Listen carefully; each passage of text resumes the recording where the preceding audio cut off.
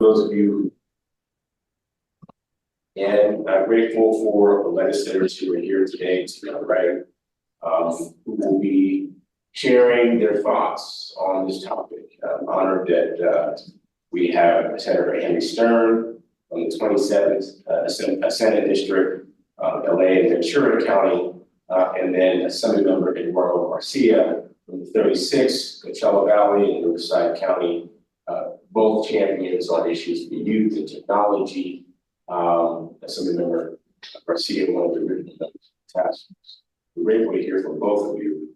Our intent is to hear from legislators about their proposals, as well as to hear from interest holders. We'll hear from parents, we'll hear from students, we'll hear from interest groups that work in schools about how this policy, if passed statewide, would be implemented in our schools. We will hear from California State PTA President Shereen Walter, Superintendent of the San Mateo Foster City School District, Superintendent Diego Ochoa, and we will hear from student leaders from San Mateo Foster City, Sequoia Union High School District, Folsom Cordova Unified School District, and I believe that we will hear from one of our teacher and classified employee groups today, and we have a representative from the California Federation of Teachers. What makes this a unique moment is that we know that technology can be a great tool to aid learning.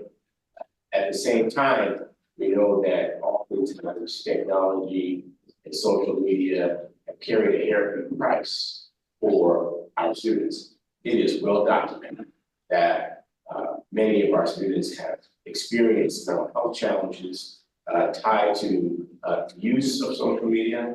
It is well documented that many adults in our community experience challenges related to overdependence on cell phones, and we intend to have those conversations today. What's the balance? How do you create balance? How do you have safety in school?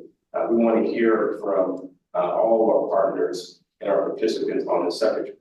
You know, as a father of two daughters, one who recently graduated from high school, I can tell you this policy has had personal implications for me. The first time my daughter was told that she'd have to put her cell phone in a pouch locked away for the day, my first concern was, how do I reach her if there's an emergency? Needless to say, the sky did not fall, and we found a way to do that. And while all the students and families were in uproar, everyone settled in just a matter of time.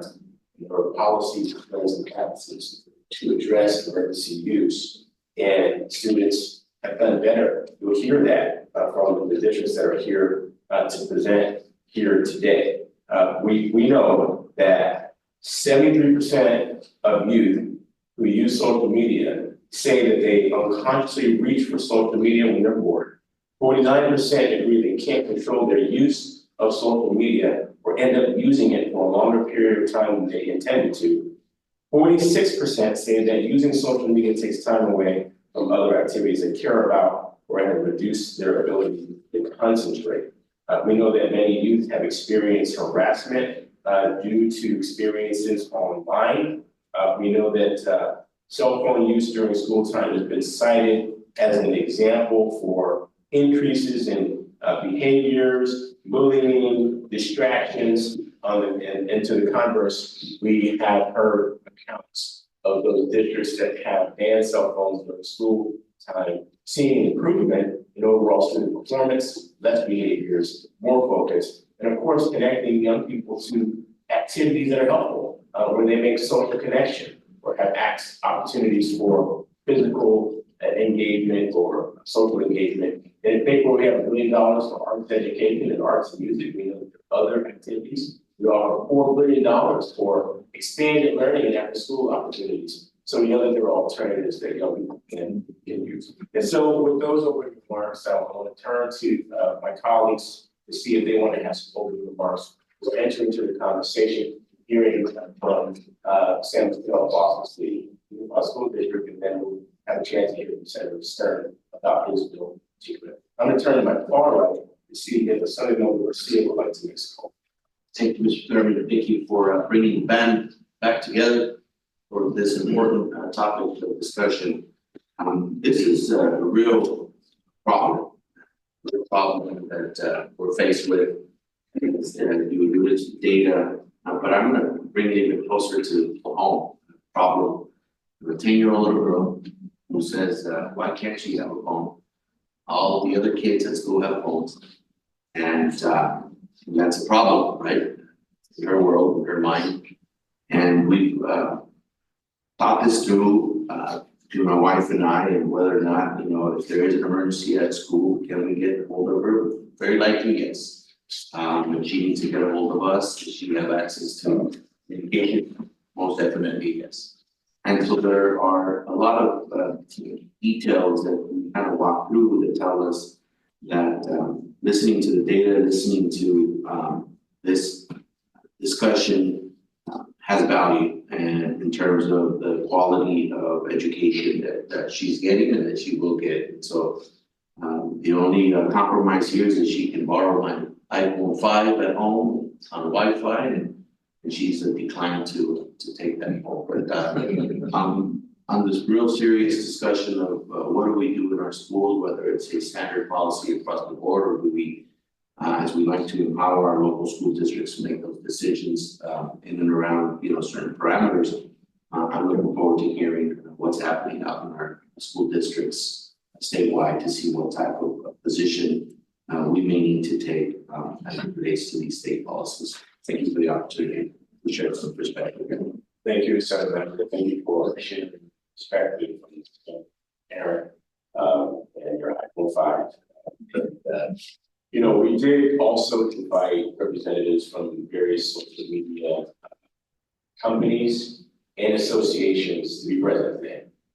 We feel that everyone has a responsibility to identify solutions to offset any challenges that students might experience as social media pressure and other issues.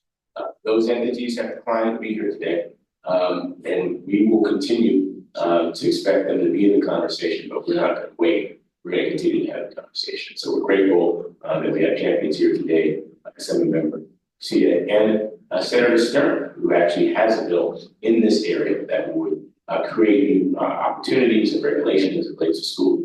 Senator, we're going to present, but we want to give the opportunity for comments on this policy. Yeah, thank you, Superintendent.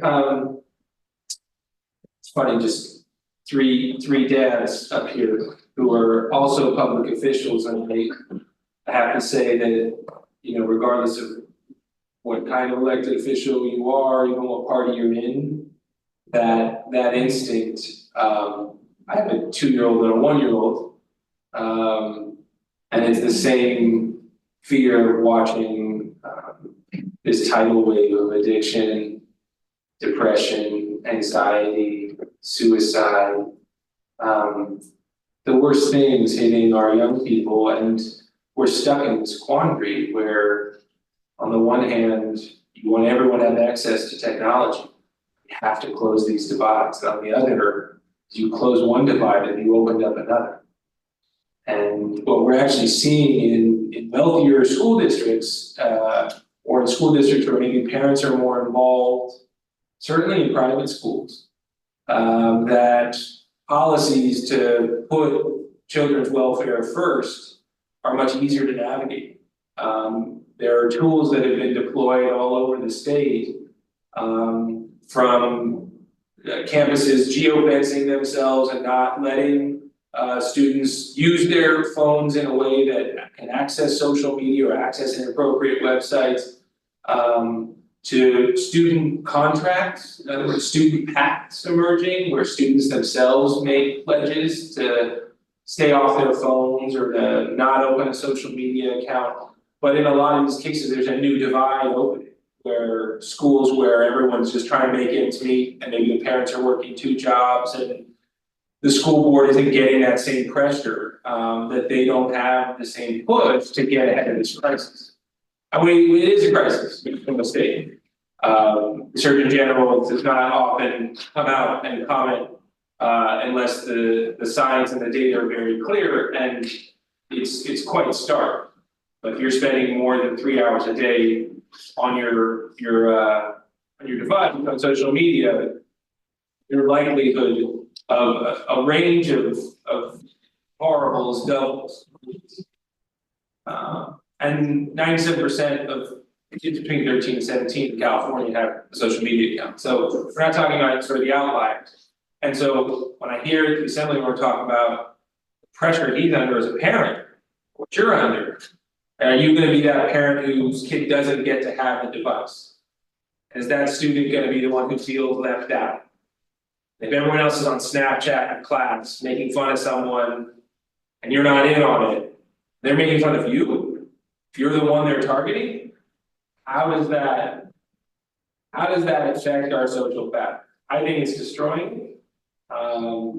And so we have a few bills, we'll get into it, but I just wanna say, having Superintendent Ochoa here, having our school board members, especially our student school board members. I see Jacob, me and Van out there, so we're gonna need our parents, and I know our state PTA president is here somewhere, or it's coming soon. Parents and students and teachers, see our CFT friend, our CTA friends, we have to make some new partnerships here and push things forward. It can't just be sort of the outlier school districts or those who have the privilege to sort of get ahead of this crisis. We have to close this equity divide as well, before we addict a whole new generation of students. So, you know, I'm excited to hear the testimony. I'm happy to talk about our legislation, and there's some interlocking pieces, just to give a high level overview. Some of it's on school boards and school districts to pursue, pass some new policies. Some of it's on the tech industry to step up, right into your point, where cyberbullying is getting reported in massive amounts of reports that go nowhere. Thousands and thousands of reports are entered every day in California, right from teachers, principals, students, parents. No one responds. So tech needs to actually be accountable here for the ills of their platform. So everyone's gonna bear some responsibility in this, but right now it's just on young people to break the law, and that's not right. So that's why we're stepping in, and I'm glad to be here today. Thank you. Thank you, Senator, thank you for taking up leadership in this space and to help us find solutions. We're gonna ask for Superintendent Ochoa and your team, if you would come forward, and we'd love to hear your thoughts. Help us get grounded in this topic. As a district that already has a policy, we'd like to hear about how it's going, how your policy is going, and the legislators here.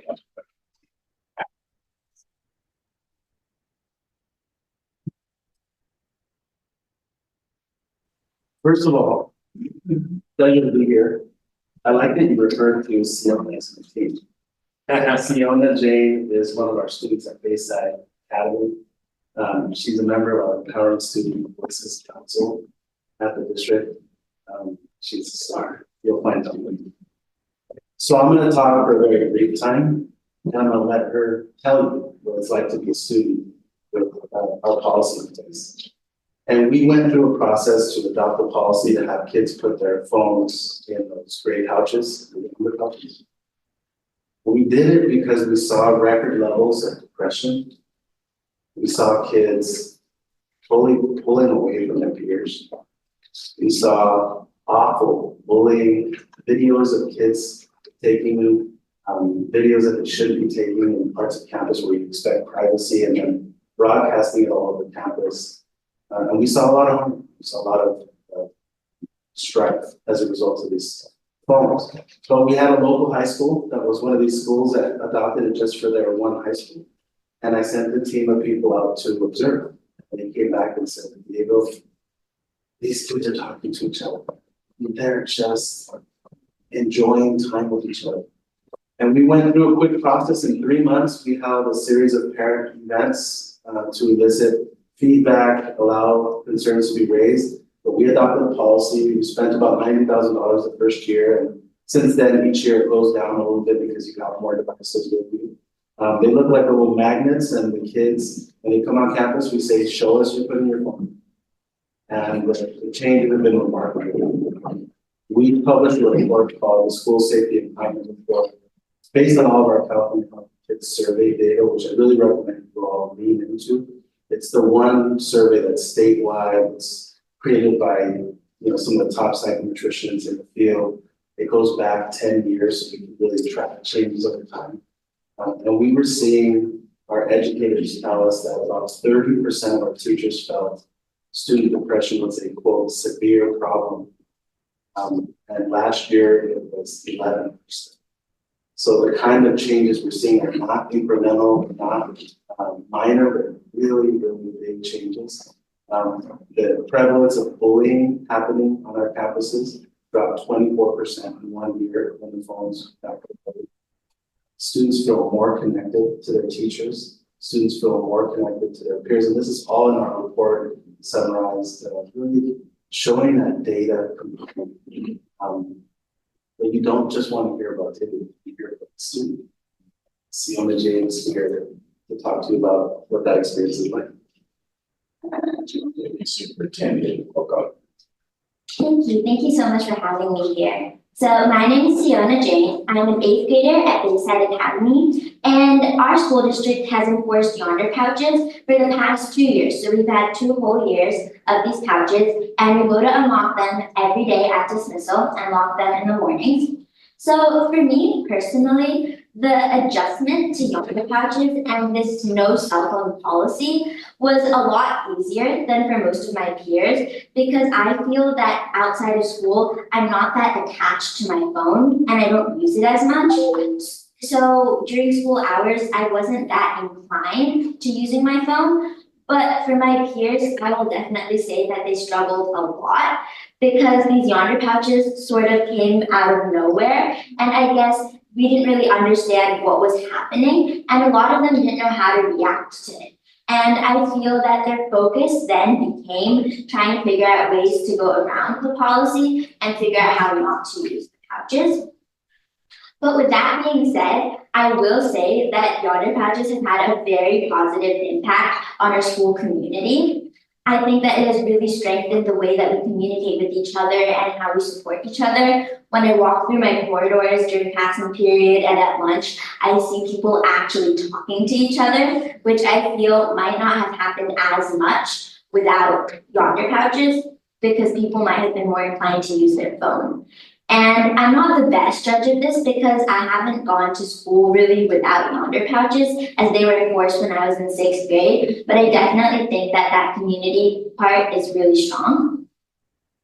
And one of my biggest concerns with yonder pouches is just what has been said before about being able to communicate with my family members in the case of an emergency. Thankfully, that hasn't happened so far in my middle school, and I hope that it never does. But my only option right now would be to go to my school office and call using that phone. I think probably something that might make me a bit more comfortable is having more access to yonder pouch unlocking stations. So having one unlocking magnet in every teacher's classroom or something like that, so that if it's really urgent, I can communicate with my parents. And if this policy and these pouches were to be implemented in other school districts, I do have a couple recommendations and suggestions. My first one would be to make sure that students and parents are educated on what yonder pouches are, the basic guidelines, and just why they're being added and why they're a part of our school, because I think that's something that's very essential to make sure that everyone's on the same page and that they're actually following the procedure. And then I would also say having a kind of reward system, I guess, or something to encourage students and make them know that yonder pouches are for their own good and they're there to benefit them. In my experience, last year and the last 2 days of school, our yonder pouches were collected. So we had 2 days where we were bringing our phones to school without our pouches, and those 2 days, not a single person was caught using their phone in class. So I feel if we give some leeway to the policy, that might be helpful, just to give more encouragement for students to keep doing what they're doing. So maybe a leave your pouch at home day or something like that, just to encourage them. And I think I really understand the policy and I like the idea behind it. I just feel that there has to be a lot more student input and we need to make sure that we're understanding what students want, what teachers want, family members and the administration, so that we can make sure everyone reaches a consensus and we can make sure that everyone's happy with the policy. I think this will ensure that people will actually follow it and it will be more successful. And also, one last thing, I think the word ban has a very negative connotation and it makes students feel like they're being punished and a privilege is being taken away from them. So if we can find a different word for the policy so that it feels like it's something that's helping us, that might be essential to make it effective. Well, thank you, Senator Jane. Give us great feedback and some suggestions. Successful. So thank you for that. This is the interpreter speaking. It's we're unable to hear. It's a bit of a struggle. I apologize. Thank you. We'll see if we can put on audio and make that better. Thank you for your great testimony. Thank you, Superintendent. I want to see if the listeners here have any questions. I'm intrigued by the presentation, extremely well articulated, representing the student perspective. Your last point about the word ban is kind of sticking to me here in terms of what that does, perhaps not just to the students, but the parents and their reaction and this climate of restriction and, we're taking away, and that I almost think that it has a bigger implication on the reaction of the parents that then trickles down to the students. And so I think we need to spend some time on how we frame this conversation and around the issue of banning something, right? So thank you for bringing that to our attention. That stands out quite a bit along with many other things that you mentioned. So appreciate you sharing. One thing I know is, we intentionally, didn't use that word in, the bill we're working on to authorize school districts like yours to adopt policies like you adopted. And different districts may go a different way. Not everyone's gonna have to actually have a ban.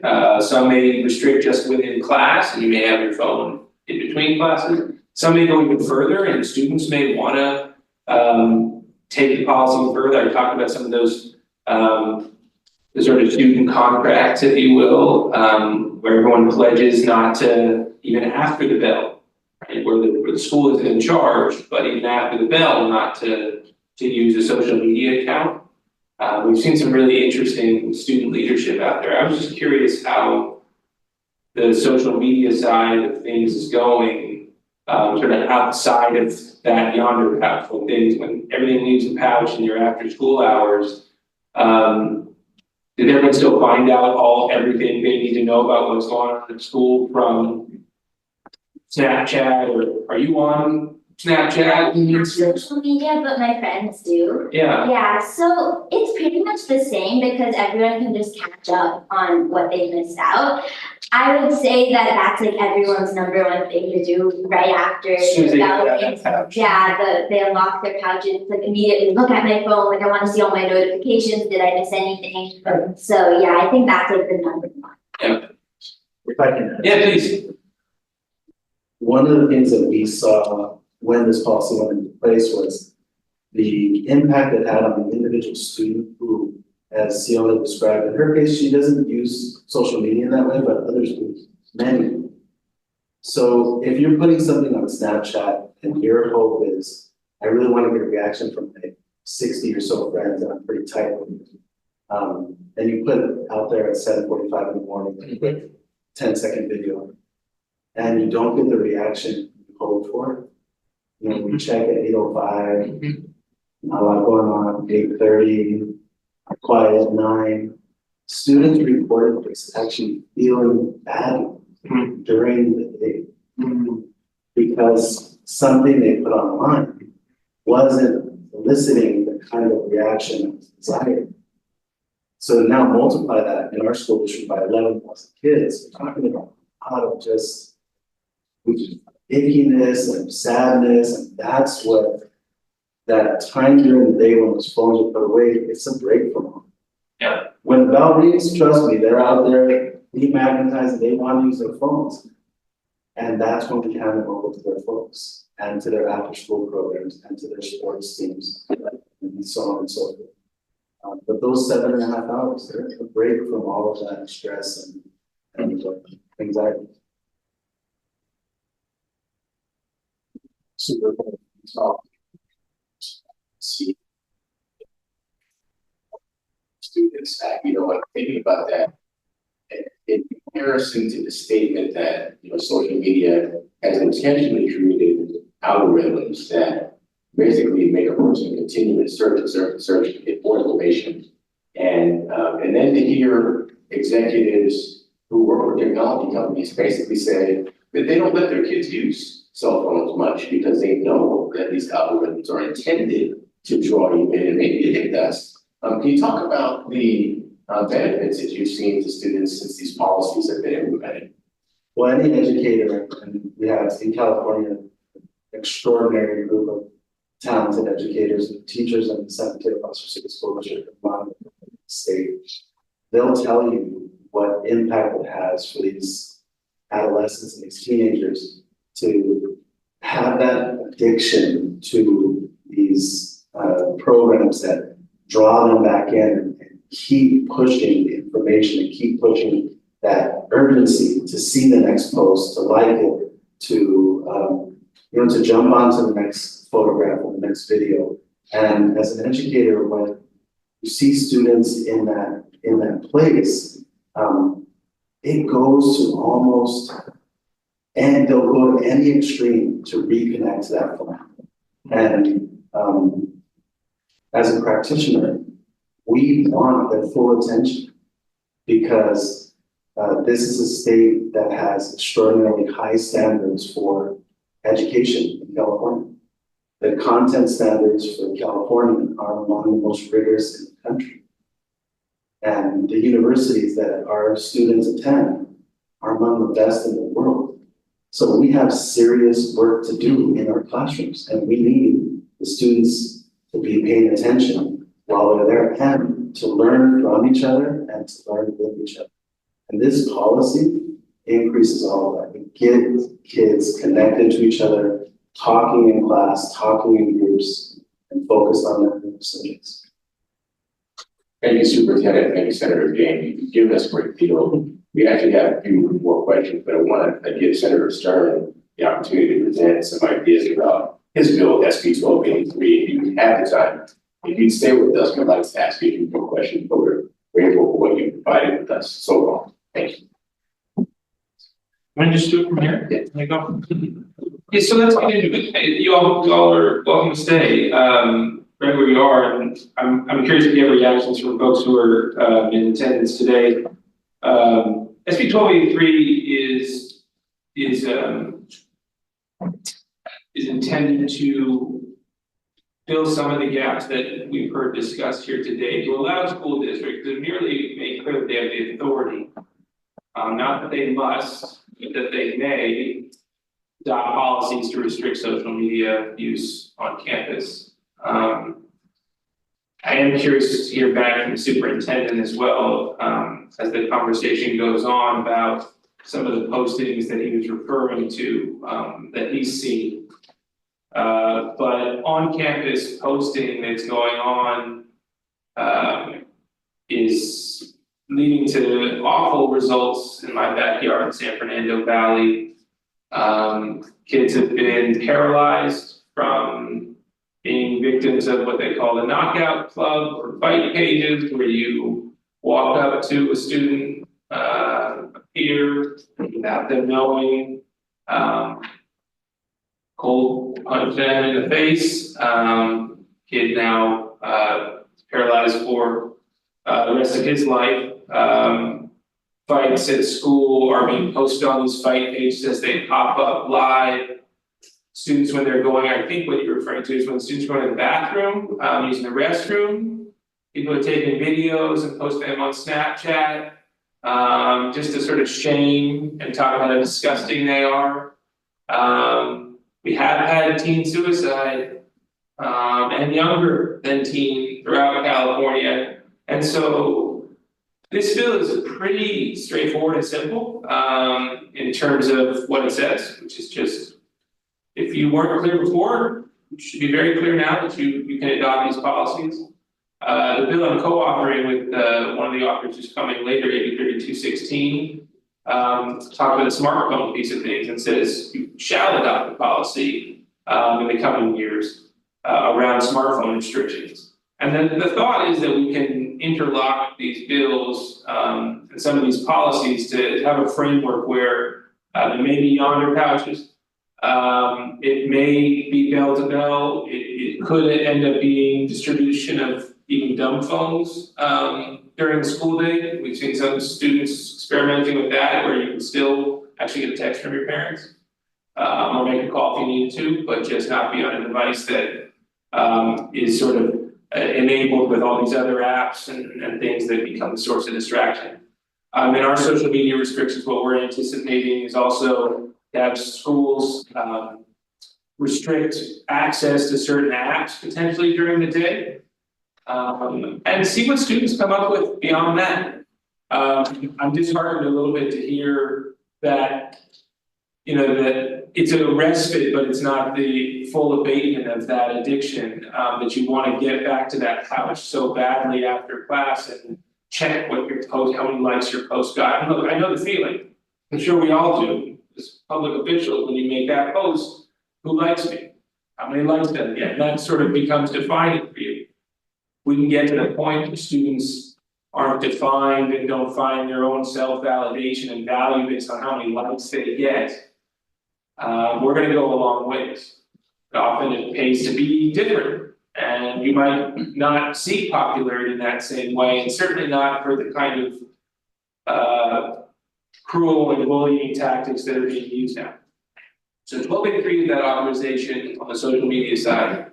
3216 is the push to say that districts shall adopt policies on smartphone restrictions, not specifying exactly what those restrictions need to be. And then I mentioned earlier, there's SB 1504, which actually empowers districts and teachers to not only report on behalf of students when cyberbullying occurs, but to compel social media companies that receive these reports to respond in a timely manner. And if they don't respond and harm results to the student, to actually give legal recourse, not just to the student or their parent, but also to the school, to their teacher and their superintendent. Pursue legal action and actually have monetary penalties and potentially greater penalties than that on social media companies and simply say it's not our problem. That fight pages up, and I know you reported today, but we don't have time to get to it, didn't trigger our content review committee, it's stuck, and meanwhile, a student's life is ruined. So we hope that sort of combination of bills that both empower districts, teachers, students, parents, and then bring social media and tech to the table. We think it's gonna be a good enough package to hopefully meet the governor's signature. We're pretty confident in the votes on it, but the hard work is not at this point. None of these policies are that prescriptive or detailed. Really, it's gonna be about what student board members, parents, school boards, what they do. And I think we're gonna see experimentation across the state. I think it's actually gonna be a really tough time, but a vibrant time. I think you're gonna see some new approaches emerge. And as Senator Jane mentioned, I think the student leadership role is central. What kind of future do you want to live in? And who do you want to run your life? Is it that feed or is it you? So thanks for giving me a second to talk through the legislation.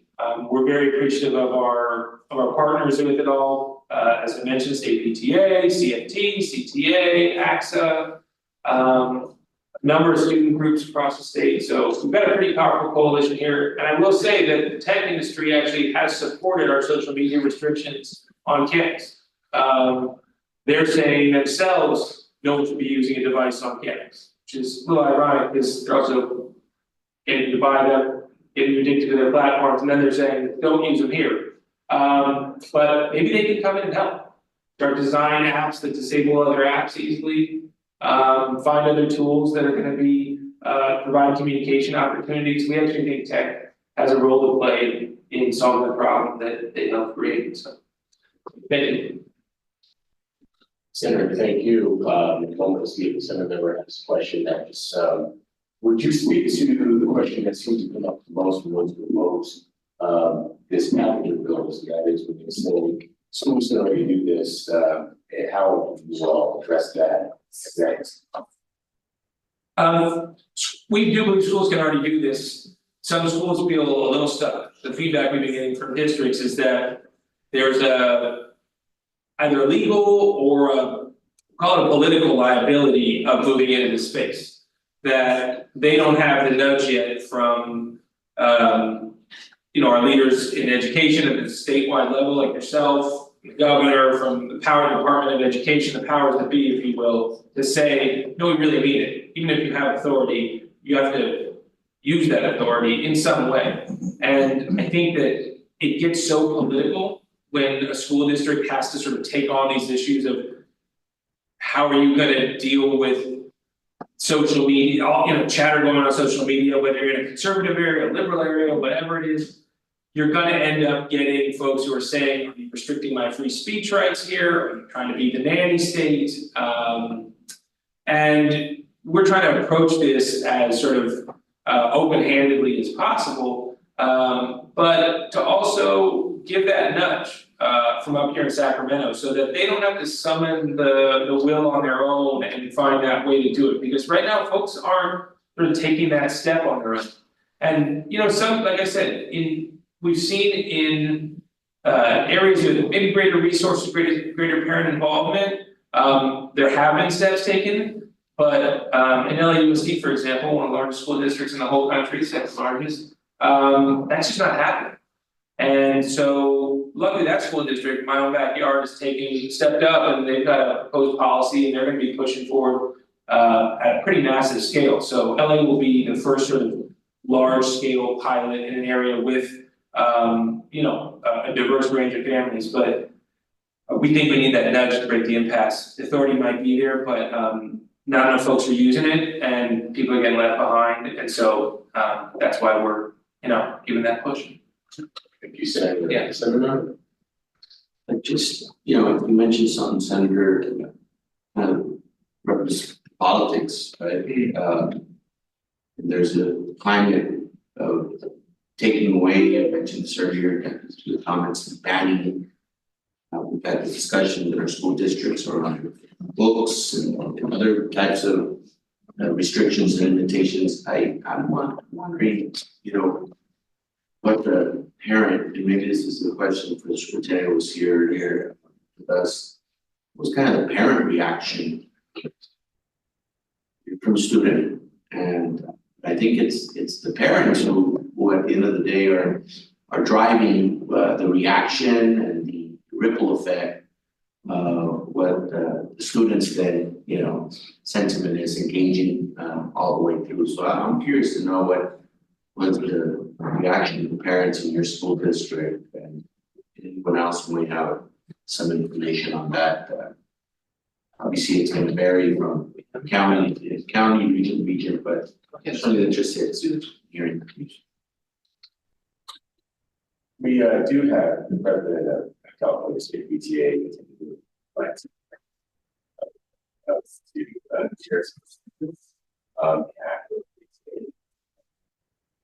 please welcome Sherman Walter, president of California State PTA. Parents.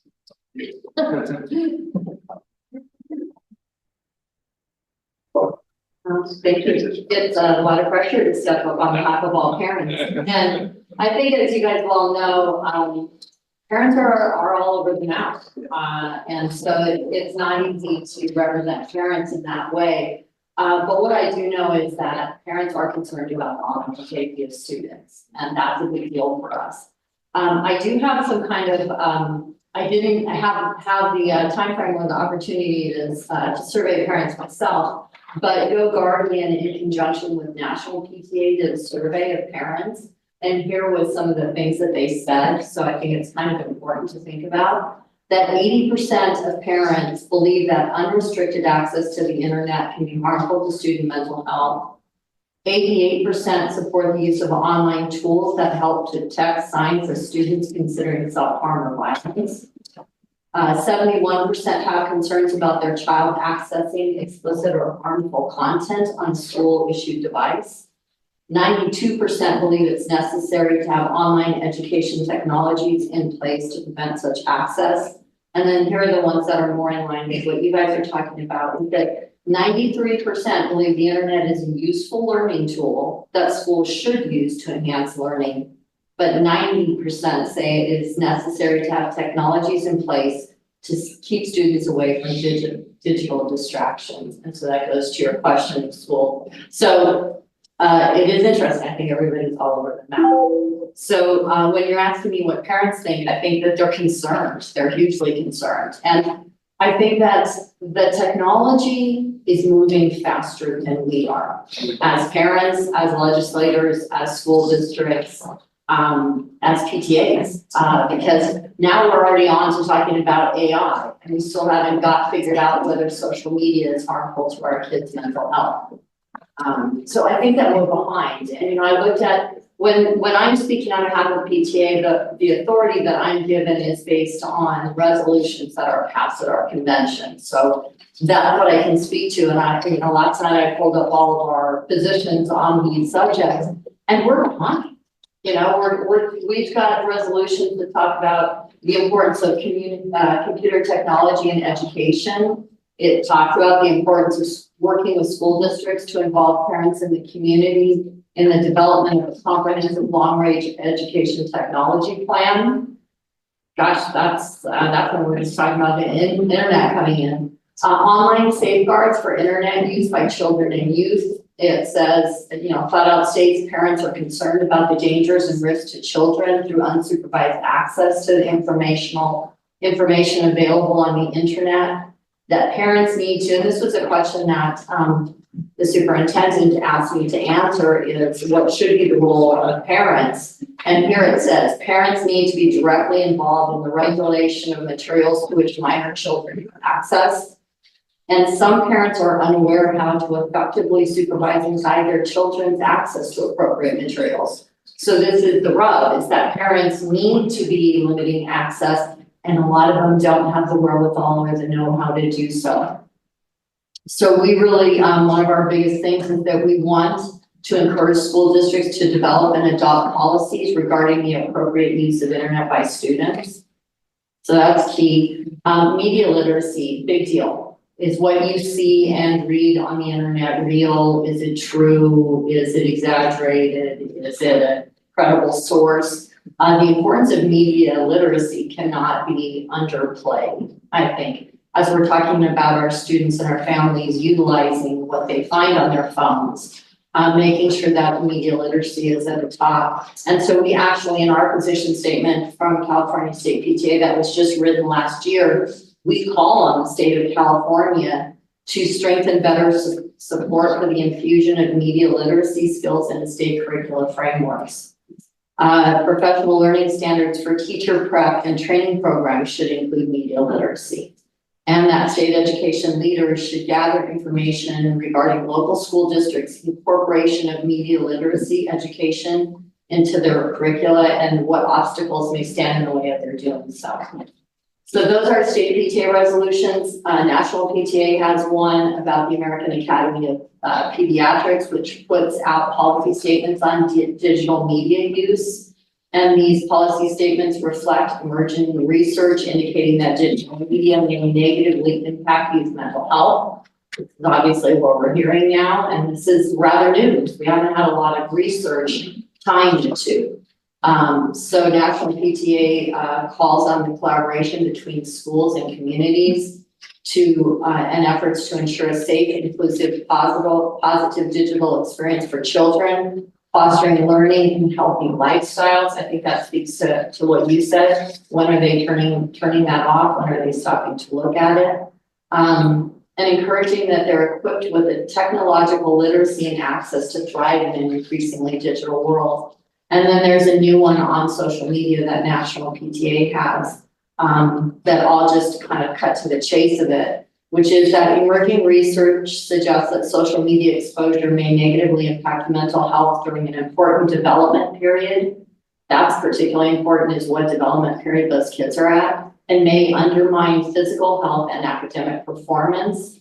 And that according to the Surgeon General, studies have begun to uncover a link between social media use and increasing adolescent sleep problems and eating disorders, and have shown that adolescents spending more than 3 hours per day on social media may face double the risk of experiencing poor mental health. So there's a whole list of suggestions that we have as to how, I think that you guys talked a little bit about what is the role of the media, social media companies in this. And there's some pretty targeted things that we want social media companies to do, like promoting transparency across social media companies regarding algorithm implementation, including how they drive content to children and youth, and require they establish a mechanism for parents and guardians to disable content-driven algorithms for children, invest in consensus building efforts to establish reasonable industry-wide methodologies for age assurance on social media and other online platforms, address excessive social media use and encourage healthy screen time by requiring social media companies to offer and maintain features that allow parents and guardians to manage their children's screen time. So National PTA has a 5-pronged program that they call a PTA Get Connected program that looks to work with parents on monitoring, talking to their children about their usage and their safety, and then supervision of their usage of digital media. And it's a big deal. So PTA did support AB 272.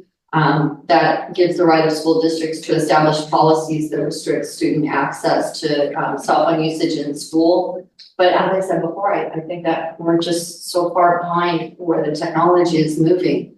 So the role of parents in regard to monitoring children on social media is crucial that parents do that. But the big issue is that parents don't.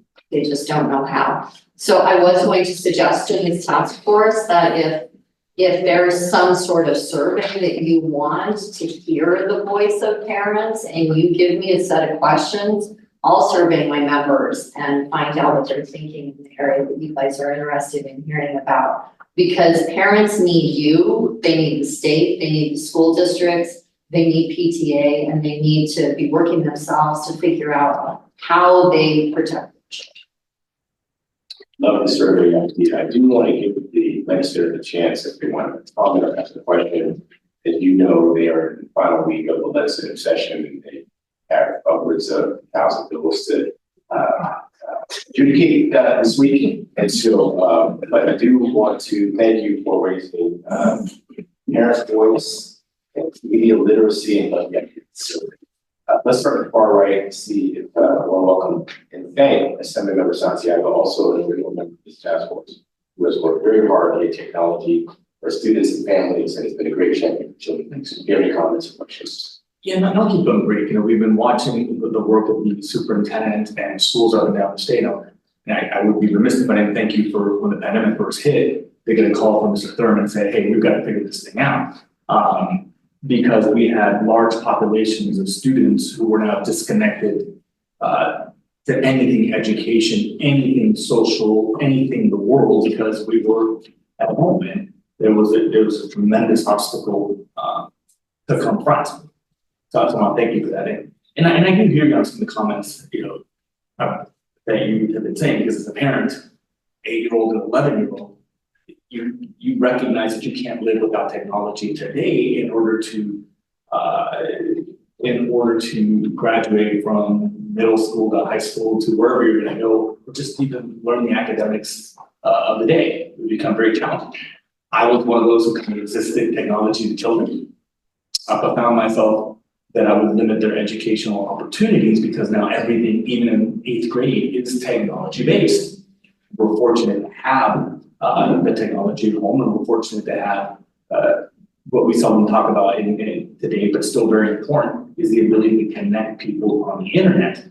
Because I think that's still a step that while we balance and very much needed all the comments that you said about the boundaries and the guidelines to make sure that the technology is a healthy partner to education and to a kid's growth emotionally. We still need to talk about just connecting, which is really a big challenge for many of our communities while we struggle. So I want to thank you for this, and certainly we'll be watching this, because particularly now, and my time is coming to an end, most of yours isn't, where we still have these billions of dollars that we talked about connecting communities and what it means to be underconnected, what it means to make sure that these communities are completely connected, and we're not just using the dollars to say that we use them. So I trust that this committee will keep continuing to work on that, and that the members here will do so, along with the voices of parents. Many of us, all of us up here are parents as well. So thank you very much, and I look forward to continuing. I may have to learn, as I said earlier, because we've got committees that are structured in the other house, but we're going to watch the work because we want to be fully engaged because it's important. Thank you. Thank you, Senator, for your great leadership. We should first questions. Also, comments. So go ahead, questions for parents who give us insight. Temperature of water is when it comes to this topic of discussion. I definitely encourage that we take you up on your suggestion or offer to get additional information from parents across the country in this topic and many others. I would imagine sounds like it's a real simple, very direct way of getting parents' thoughts on real time. Thank you. Yeah, I'll make a final comment, I guess. One good piece of, you're probably aware, I use my smartphone here live. We'll check our text live. Because that'd be also quite useful. Which is the central challenge. The most powerful, useful thing we've ever been given as human beings, yet it's hurting us. So we're stuck. But 8873 last year on media literacy. So now the IQC is going to be integrating media literacy into a diverse range of subjects. As I understand, it's both in English, science, math, history, social science. So sort of an integrated piece into classroom. So very excited about where the IQC goes with that work. And my dad growing up was in the movies, and everyone would always ask me, like, did it hurt when you got hit in the head with the iron or the brake? And he had to explain to my friends, like, that didn't really happen, right? And in a teaching media literacy class at my high school, and just to kind of explain to young people at that time was like, well, A, movies aren't real, right? And B, often, whether it's a movie or a TV program, they may be pushing some other agenda. Sometimes they're putting, products in there to place or make you feel a certain way, or even just the music itself is designed to make you feel sad, and you can watch the same exact scene, you feel a lot different if the music were different. It was, at that time, that was path-breaking. Now, it's not just that one movie screen or that one TV screen. The screen is literally with you everywhere you go, and the inputs are in the billions, not like there's 4 movies out at a time and everyone wants to know about the same thing. And so it's a totally chaotic world out there with in terms of access to content. But I don't think that means it's impossible to get young people literate. So one of the things I'd be really curious to ask parents is, what's working and what's not working in your house with your student successes and failures. I really appreciate Simona's testimony that the heavy-handed approach can sometimes feel like disempowering, especially if you're 16, 17 years old and we're telling you take a leadership role in your life and you're gonna pre-register to vote and you're driving and you're doing all these things, and then but we're gonna take this other thing away from you because you're not big, you're a little kid and we have to take this away from you because you can't handle it yourself. Meanwhile, as a parent, while we're hanging out with you, the dinner table, we're sitting there scrolling the whole time, right? Or taking a call, and I see it happen with young parents of my own, where you get tired as a parent, you're like, you know, my 2.5-year-old, I just wanna like chill out for a second here, take it, just stare at some YouTubes. It happens, and I've just become so aware of these failures in us as parents that quite common and quite casual, but how to help parents get, what are those tools to get past that? And where can teachers and schools kind of help you go beyond that bell, right? So both in class and out of class, I'd just be really curious for that perspective, and maybe if we can start building healthy habits at school, it can carry through. You don't feel like you have to hurry up and get to that yonder lock, like right away, check your feed, what's on the feed. So I don't know, I hope out of this legislation, both we get some progress, we get a political signal that this is not like Democrats making a decision or Republicans making a decision. The co-authors of all this legislation are Republicans and Democrats from very different walks of life. You're gonna hear from the author, Mr. Hoover, in a little bit. I think honestly, this is the one place our country can come together. I really do. Parents love their kids, and we all have our own addictions too that we gotta struggle with. So I appreciate your testimony, and thank you for giving me a venue to kind of talk through our legislation, and we really appreciate your leadership on these issues. You have a tricky line to walk of both empowering, closing that digital divide that Senator Santiago talked about, without sort of creating a new pitfall in the process. And so I don't envy you, but we're grateful to you, Superintendent, and thank you for the venue. Thank you, Senator.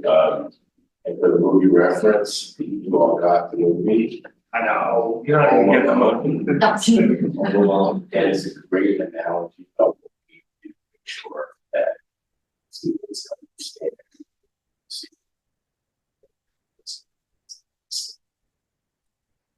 See, schools and in greater society, and you reference that these are non-partisan issues that we have to get, we have to work with parents, be heard, and level of support with a survey as the issue mentions that we hear. And so we're grateful to both of you, and thank you for all that you all are doing. And look forward to all great. The assembly of the city, so we're going to get it. Madam President, thank you. Have time. We're going to be bringing up some student panels at that time. And it's far.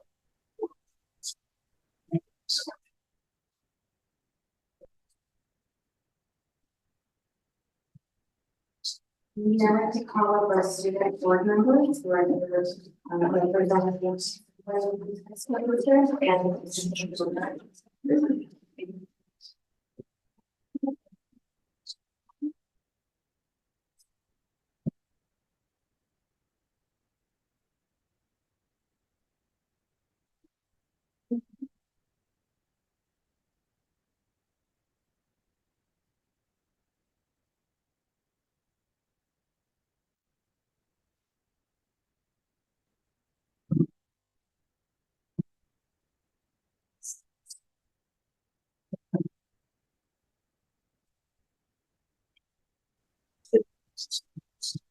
going to start by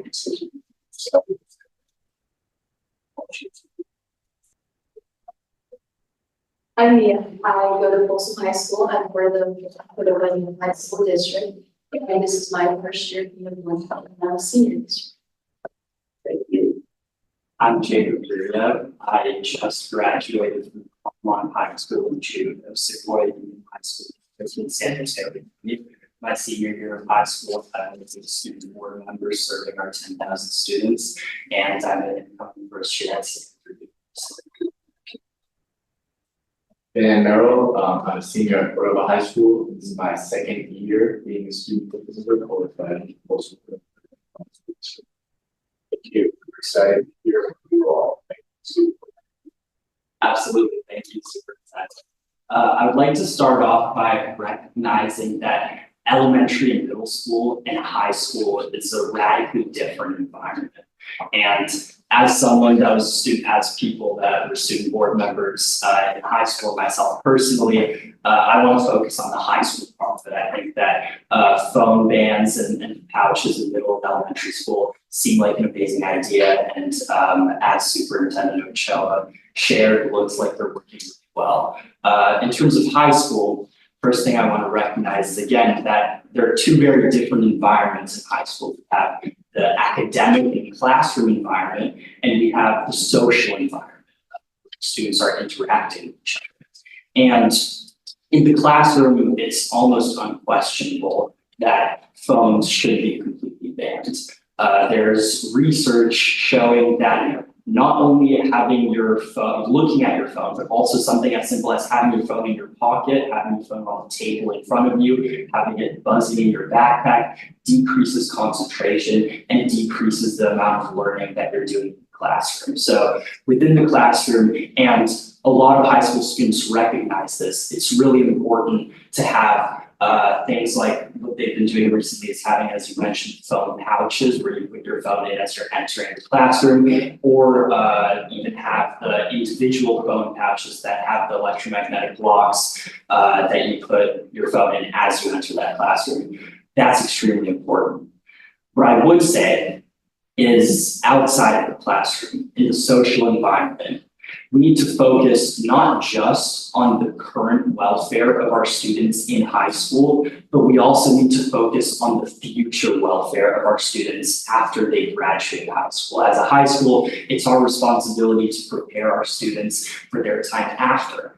And in the real world, students won't have these artificial limits and artificial boundaries imposing on them to not use their phones. It's really important for students to learn themselves through interacting with their peers and through existing in a social environment where they have a choice to make their own decisions. It's important for them to learn how to manage themselves and how to control their own desires. It would be sad to create a generation of students who, because of these limits imposed on them, as Senator Stern mentioned, the second they get out of school, the first thing they do if it's banned is they take out their phone and immediately check everything that's up. You're not really getting rid of the social media addiction. You're not getting rid of the phone addiction. And it would be really sad to create a generation of students that are unable to control themselves if they don't have an artificial boundary placed on top of them, whether it's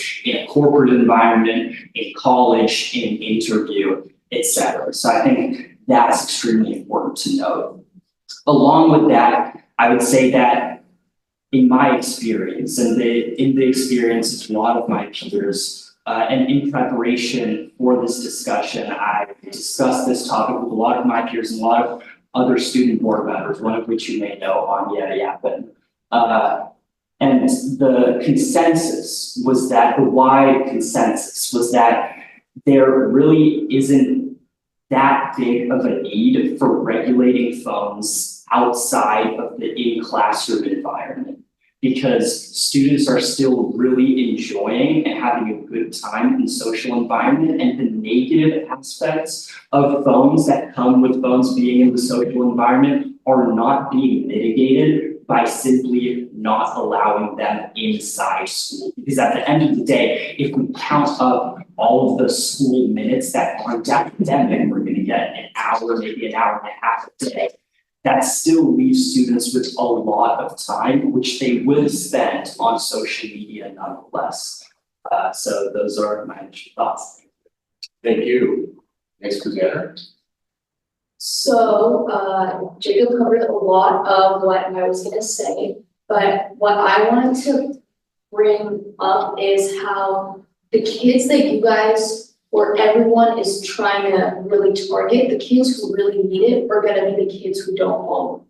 By putting all these boundaries and all of these like limitations on them, I'm scared for the high schoolers that they're not gonna learn control, they're not gonna learn responsibility, because if you search up on Google what is the point of high school? It's to prepare them for the real world. And like Jacob said, like if they don't have that preparation, if they don't have that mentality that like, oh, I'm gonna need to put my phone away because I have to do this, how will they ever thrive in the real world when no one is gonna tell them? The state of California has 2 million high schoolers, and if they're gonna be telling those 2 million kids what to do from 9th to 12th grade, when are they gonna be able to make that decision themselves that, oh, I need to put my phone away? And for the middle schools, I've seen what the middle schools are like. When I had to go and campaign there, I thought it was really good that they have their yonder pouches and they have to have their phones away. The kids don't use the yonder pouches. They put them away, but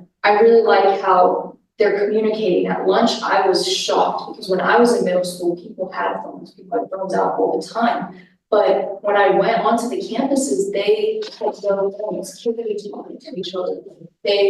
It was really, really shocking to see what like people were socializing. It wasn't like the high schools, but I just think the difference is that you have to be able to make that choice in high school.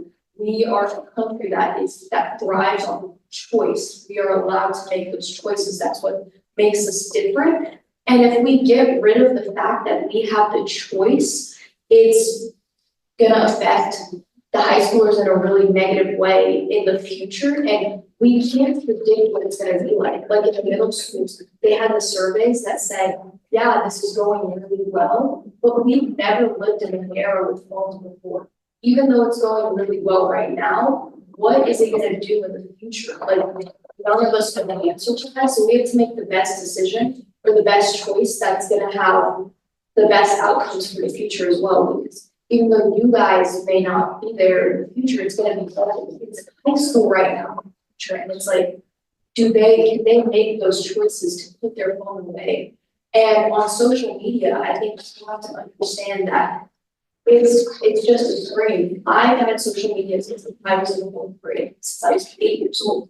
I think that was one of the worst decisions that like ever. I don't think kids should have understanding their access because there's so many negative things, and I think their access should be limited. But because of that, I was able to grow up, and I did not have social media I didn't use a lot of social media for all high school just because of the fact that I know self-control and I know that responsibility, and I was given that option to develop that sense of self at a younger age. But if those high schoolers don't come to that realization when they're like from 13 years old to 18 years old, they really need to learn those choices and make those decisions themselves.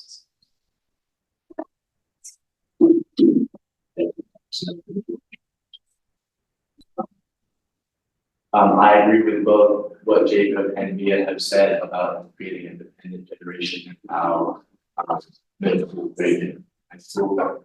I just want to start off my little speech about, I do agree with the phone policy. I do think that in class should not be out. It is a big distraction to learning and like 10 years. Specifically at Cordova High School in the SUSD, it's a new policy this year. You can't have it out in class, but you can have it out in passing period and lunch. So we don't have the honor pouches in high school, but we do have that new phone policy. However, in elementary school and you can't have it out in elementary school and in middle school, you have to. So what I am worried about is the student to teacher relationship being like stressed in this with this policy or this new bill. So in class and outside of class, I see my peers, they're blaming the teachers, they're blaming administration for, oh, they're cracking down on our phones, they're taking away our rights, when in reality, it's really not the teacher's fault, it's following, the laws and the policies set up by the board. And in an age where a parent-teacher, student-teacher relationship is already stressing, just the fact that it's authority and students naturally want to fight that authority. I'm just worried that this bill or this new era of phone policy is going to, kind of put even more stress on teachers having to like explain themselves. This isn't my doing. I don't want to take away your phone, but this is a state thing. And another thing I wanted to bring up was like privacy and student rights under CalExpa. I want to make sure that this bill doesn't like give the impression that teachers can all of a sudden go through some response. So just because they're confiscating a phone doesn't mean you like, okay, you open your phone for me and I look through your stuff. I want students to know that their rights as like under the CalExpa are still being upheld and they aren't being taken away by this bill. Because I mean, the average student who isn't involved in politics doesn't know what CalExpa is. They don't know that they have to consent to a phone search or anything like that. Yeah, the only like consent and search that they're familiar with is like with a locker where they don't have to give consent to it. They could just, their backup can be searched if they're on school campus, their locker can be searched.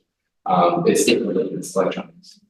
So I just want students to know that and teachers to know that they can't just go through a student's phone, find out their gender identity. I mean, it has a lot of implications for our LGBT students.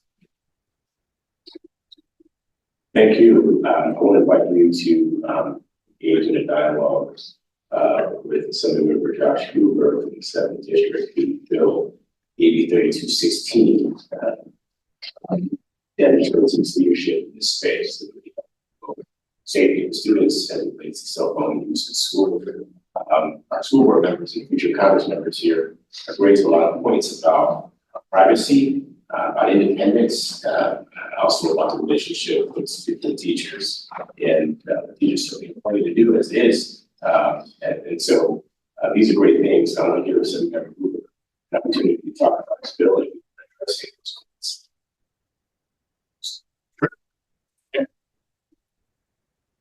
Thank you. Well, I am very definitely will respond to some of that because I wholeheartedly agree with some of the concerns expressed. I want to make sure we're mitigating for that with the legislation. But I really excited to see Deanna Van here today.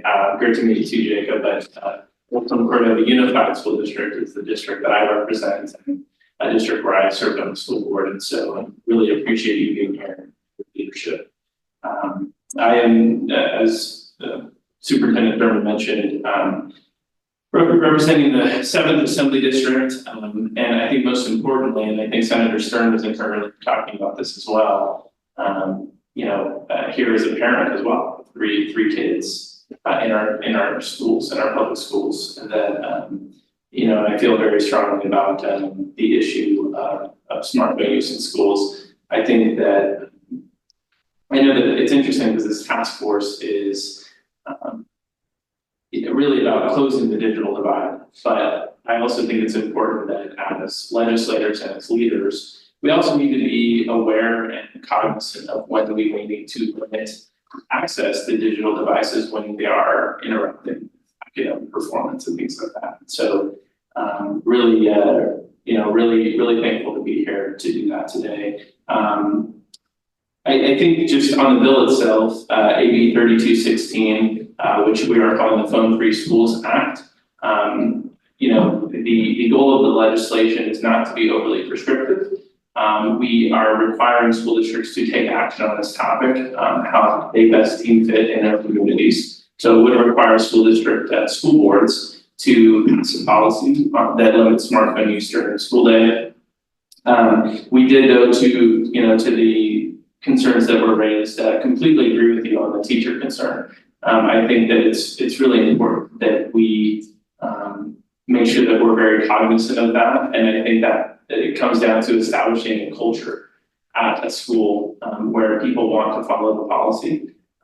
We can do that in different ways. We obviously, some school districts are using these yonder pouches, as you said, you're using in middle school. I think the benefit of that is that it actually kind of limits that need for enforcement from teachers because the pouch is sort of the enforcement mechanism, but there will be districts that choose not to go that route. You know, it's important that teachers are not at the front lines of enforcing this, right? And then I also wanted to point out too that we did take amendments about 2 days ago, actually, to address the rights and concerns. We worked closely with the LGBTQ caucus to amend the bill to make sure that, you know, anything in this policy does not mean that you can have a right to search through that phone through that digital property, right? And so that is now the bill as well. So I really appreciate you both being here and sharing your thoughts today. Thank you, Senator Member, and thank you for the updates on the amendments that you've taken a thoughtful approach to how to balance giving students access to technology, as you point out, but also giving us a way to mitigate the harms that sometimes come with that technology. I'll turn back to our student board members to see if people have any questions about the policy. So if I'm right, the difference between the SB bill and the AB bill is that the SB bill is just suggesting that there should be abandonment. AB bill is that there should be abandonment, but some sort of cell phone use in. So Senator Sturd's bill is very focused on social media specifically. My bill is more focused on the hardware, right, the actual smartphone device. So in that regard, they're different. But yes, Senator Sturd's bill is basically an authorization or a recommendation, encouragement. Our bill actually builds off of the 2019 legislation that encouraged limiting smartphones, right? But in this version of the bill, school districts would be required to pass policy. Thank you.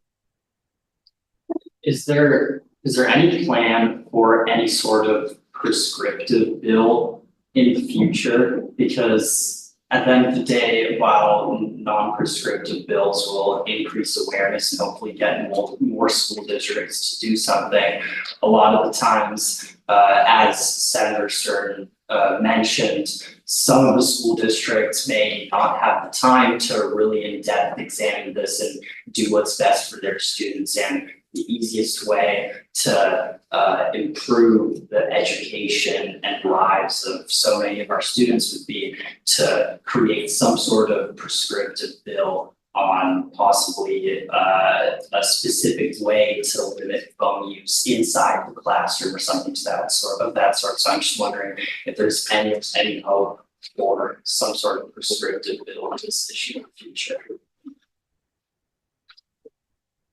Yeah, no, I appreciate your question. I think at this point in time, I would say that there's no specific plan for that.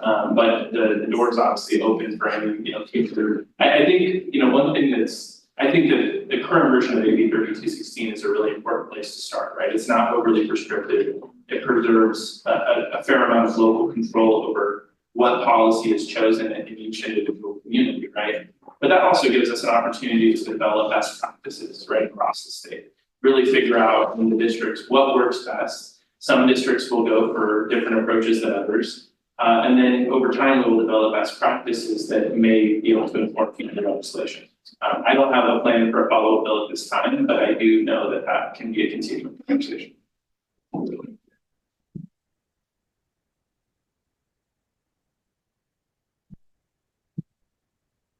So if the bill does get passed and everything goes and the restrictions are put on, is there something in place right now, or is there conversation about what's going to be happening inside the classroom so teachers can keep their kids engaged and keep the focus that was on the phones into the classrooms? Is there something that's going to happen so that kids don't want to be on their phones anymore in class? Because I know like all of my teachers have adopted, our whole school has adopted calculator pouches or the phone pockets, but if every single school in the state of California, all the high schools do it, are we going to be doing something so kids are engaged? Because I have had teachers who are able to keep engagement. They don't have phone pouches. They've never had it before, but they don't need it just because their teaching style, the way their classroom works, it's so engaging that we don't need the phones. And what I realize is classes where kids are constantly on their phones, it's because the class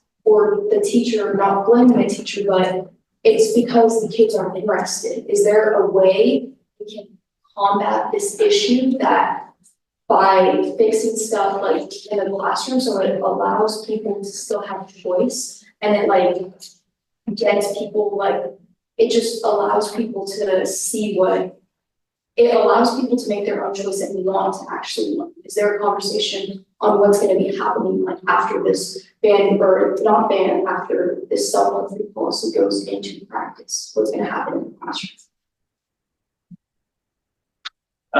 I think it's an excellent question, you know, and I think this is why the superintendent is so focused on, you know, improving the pipeline of teachers, you know, fantastic teachers in our state. And I think there's obviously a big need, right, for not just great teachers, but also more teachers to enter the field. And this is always going to be a challenge, right? I do think that from the standpoint of the school districts and what they can do, you know, in the classroom specifically, right, that's a little bit harder one to answer. But when you look at the schools, even in Folsom Court and Unified, that have successfully implemented this policy, one of them being Sutter Middle School. I don't know if either of you went to Sutter Middle School, but what Principal Tark has done there,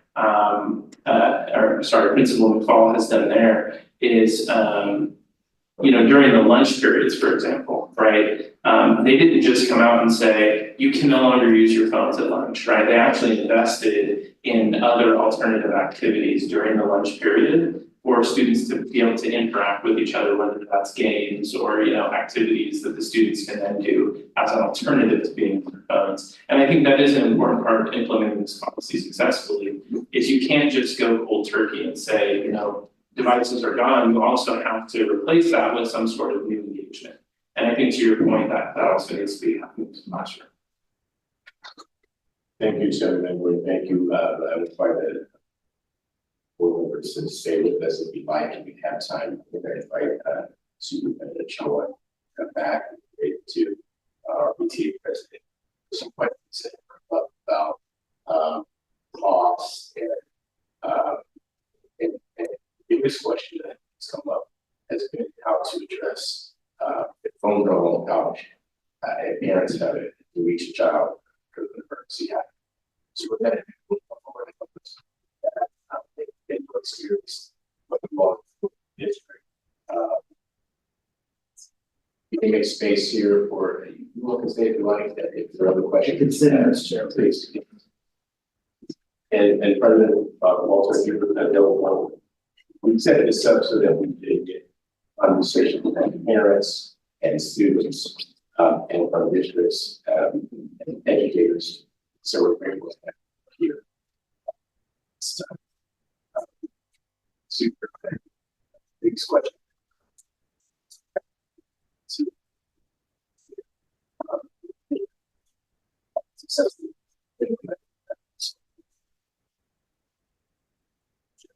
Absolutely. Well, I want to encourage everybody to visit the San Mateo County Office of Education online.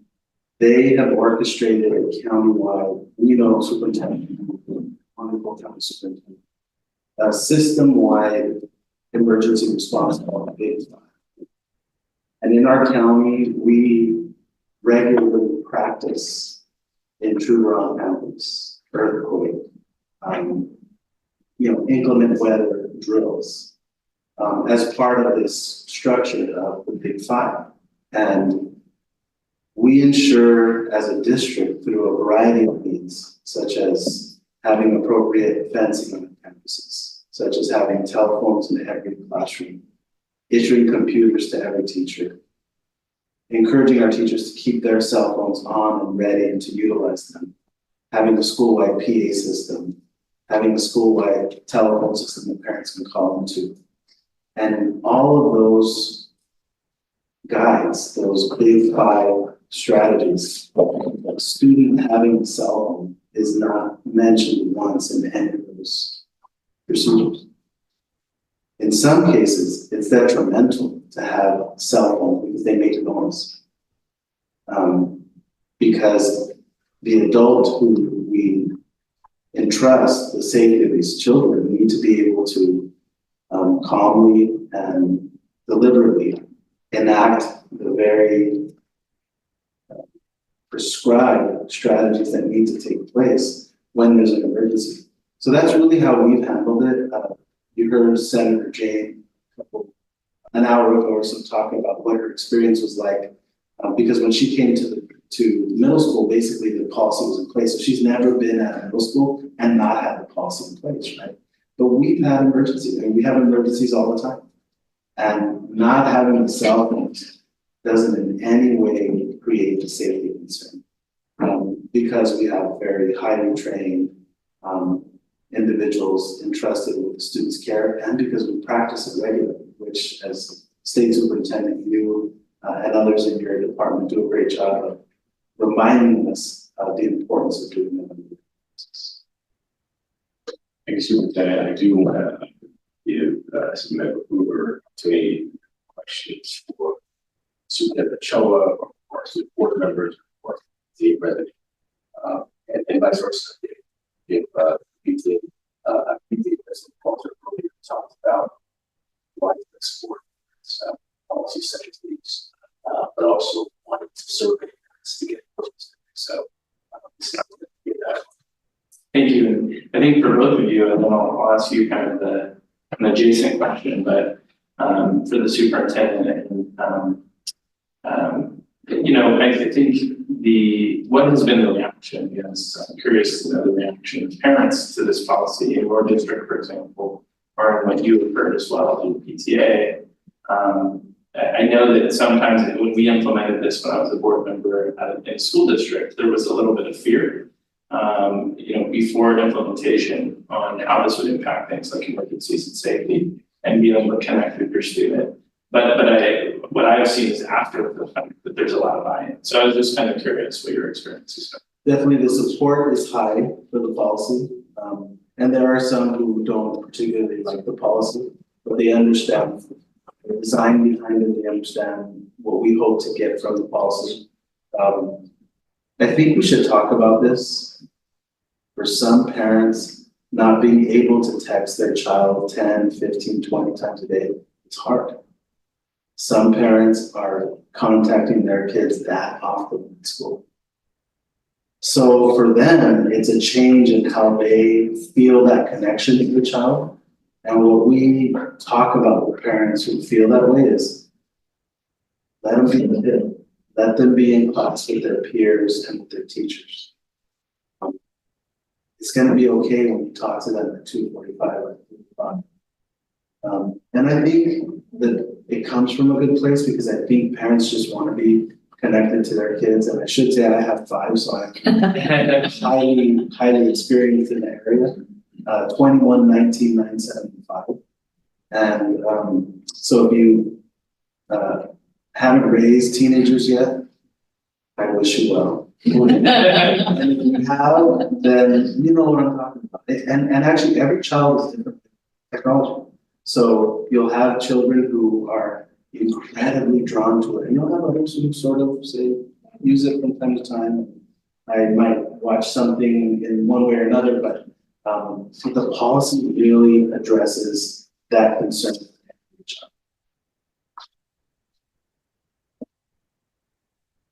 I'm gonna double down on what Superintendent Ochoa said. If parents are communicated to about a safety plan that's in place that mitigates the worry about their children having cell phones and expresses the reason why you wouldn't have that, that's super important. And that's where your PTAs on campus are strong allies in that the communication between the principal and the PTAs and the parents should be strong, and they should be helping either the superintendent or the principal to come in and really talk about what that safety plan is, because parents just want to know that their kids are going to be safe.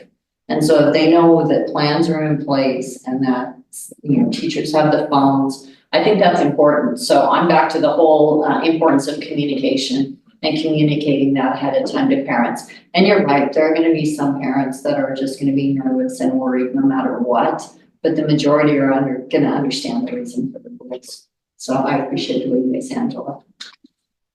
Thank you. There's one question for the students, if I may. So my daughter is a 7th grader, and she was writing to my wife the other day, made a comment that she thinks social media will be the downfall of her generation. I thought it was an interesting and very insightful comment. Welcome. But I did, want to ask you in your perspective on how have your peers been, really in terms of accepting the cell phone policy. I know you made some comments about this, but what is the general kind of consensus amongst your peers when it comes to when these policies have been implemented? Quick comment before I let the other student board members speak. So my school district, completely different. We don't have any unified phone policy across our 7 high schools. And even in individual high schools, there aren't unified phone policies. It's all teacher by teacher, class by class. I've walked into classes where I had to place my phone in a phone pouch. I've walked into classes where the teacher said, just don't take your phone out. I've walked into classes where the teacher said that if you're interested in listening, you'll listen. I don't really care if you're on your phone or not. And there have been rumblings of phone policies in district-wide and school-wide. So for example, this year, my sister, who just started the first year of high school at my public high school, said that and told me that that there now is a unified high school thing of every single classroom has a phone pouch that a student puts their phone in before they enter. And students have overall at first, as was mentioned, the reaction is often negative, but I think students, we need to give them more credit than we are, because at the end of the day, kind of like your daughter, they understand the problems with their phones. So many students spend so much time on social media and yet are very cognizant of the fact that I shouldn't be doing this, and they know the problems of having their phone with them. And so while at first it's, it's obviously anytime some sort of right that you can easily have is taken away, at first there are definitely negative reactions, but as the school year has proceeded, the reactions have subdued and died down, and students are working well within these new guidelines. I think that's the same thing for our high school, because I remember my freshman year, it was masks and like there was no phone policy, but I think people were still like a little scared to use their phones. And then sophomore year, people started to use their phones more, and then junior year, a few teachers got like phone pouches, and then now this year, every single teacher has a phone pouch in their classroom. So I think that gradual implementation from junior year, like this year, like kids know some teachers take attendance if my phone is in the pocket, so they'll just put it in and they know and they're aware of it. And like Jacob said, kids know that social media and their phones are a distraction, and I think that's why completely ridding them of the option of having their phone, it might just make them rebel even more, because they do know that phones are an issue. I know, and like I said, I've had social media for a long time, but now I'm not on social media anymore just because of the fact that I know of its negative consequences. And I think a lot of kids also have the fear of missing out, and that's why they're always on social media and they're always oh, I need my phone. But if they can just understand, hey, this is for your own benefit, if that fear just kind of gets if that fear can be understood, and kids don't have that fear anymore, I think it could be a lot better. But kids do know the reason why we're putting all of these policies into place. I just think they don't it's just human nature to want to rebel. They know, it's just they don't want to be told what to do, especially because of the kind of country we live in. We live in a democratic, we live where choices are made, and people just don't like it when they're being told that. So that's fine. Jacob said it pretty well. At first, it's very negative reaction, especially because I'm so new. Last year, I would have teachers who say, "Oh, you can use your phone in my class. I don't care. It's your fail. I take your responsibility. It's not your class." And so teachers would say, "That's you." And it's just such a drastic change because we see such late teachers now, it's like, no, I don't care what I said last year. So obviously, I feel like it's obvious that there's gonna be negative reaction at first, but I think kids are going to eventually realize that teachers, the whole administration and the board is doing this for them, you know, like I know a lot of students who are, I would say with my full heart that they are addicted to social media, posting all the time. They're talking about it like just in person, even if they don't have a phone. And I'm kind of hopeful to see that like addiction kind of die down as school progresses. Because when you're in school and no one has the phone out, you aren't as tempted to look at your phone because you know nothing's really happening. Because all your friends also do. So I think as the school year progresses, we should kind of keep taking a look at this and see how the student populace feels about it. Because I'm sure in a year, just like the school students feel, it's going to be a lot more accepted than you know right as it starts.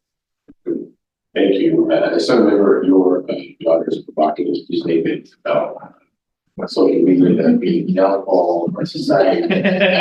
Future legislator and the house will, they're running against you now. You know, we did have some conversation about how you balance the benefits of technology and then it's the downsides. But I did want to invite Siona Jane is an issue, school perspective, to have a follow that part of close with Senator Jane. Yeah, so like I shared before, when we first heard of Neonder pouches, the first year it was introduced, the knee-jerk reaction for all of the students was, how can I get around this policy, right? Like, how can I find a way to not use the pouch and like use my phone? And I think that that was just the immediate reaction, like Mia said, like rebelling against it. But I think over time, now that we've had 2 whole years of using our Neonder pouches, I guess people have kind of accepted what it is and have like figured out how to use that in our their daily school routine and all. And I feel that there's definitely a lot of social media that's used, especially outside of school. And I think another thing is that if someone makes a post or someone does something, text someone that doesn't go to their school in the mornings and someone doesn't check it, then you think the whole day, did they check my message? Did they make a response or something? And then at the end of the day, that's when you have to like figure it out. So I think for sure, there are definitely some downsides to this, but I have noticed that there are generally less distractions in my class. Thank you for that. I want to be mindful over time. So remember in today's activity, you mentioned 1,000 some bills. I don't want to be the reason that you don't get to vote on all this. But I want to give you an opportunity if you have any final comments or questions. But can we first give a round of applause to our students?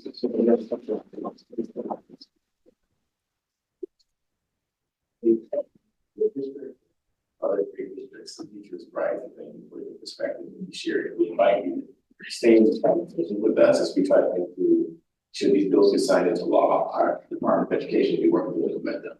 We want the input of students and certainly our parents and school leaders. So, and also appreciation for our PTA president and our students. Thank you.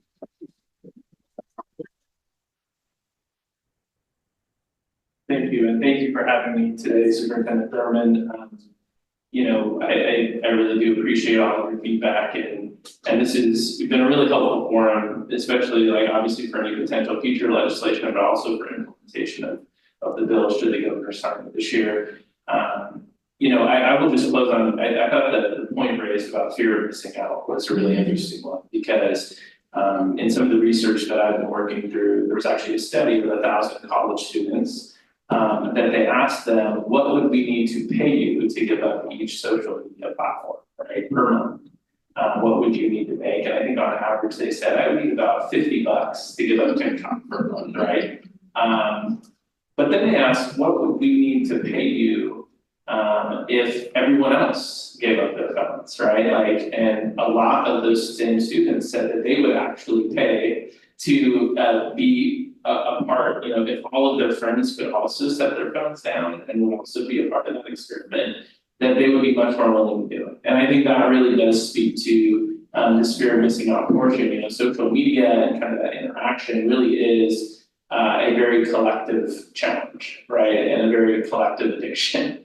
And so I think that's why it's so important that as school districts, and I really appreciate your testimony today, Superintendent Ochoa, is that we develop cultures at schools on this. And I think that it's important for administrators and teachers to buy in, but it's also important for the students to buy in.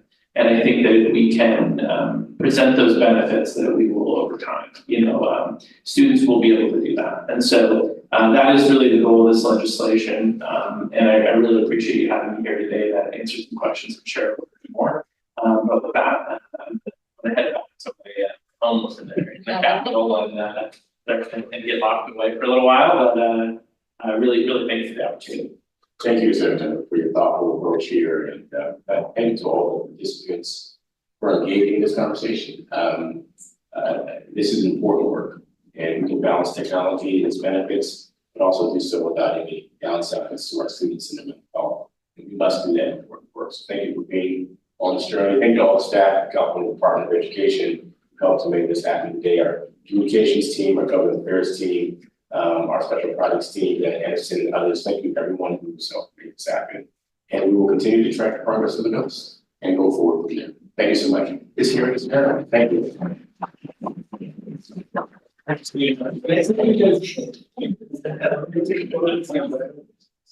Yeah.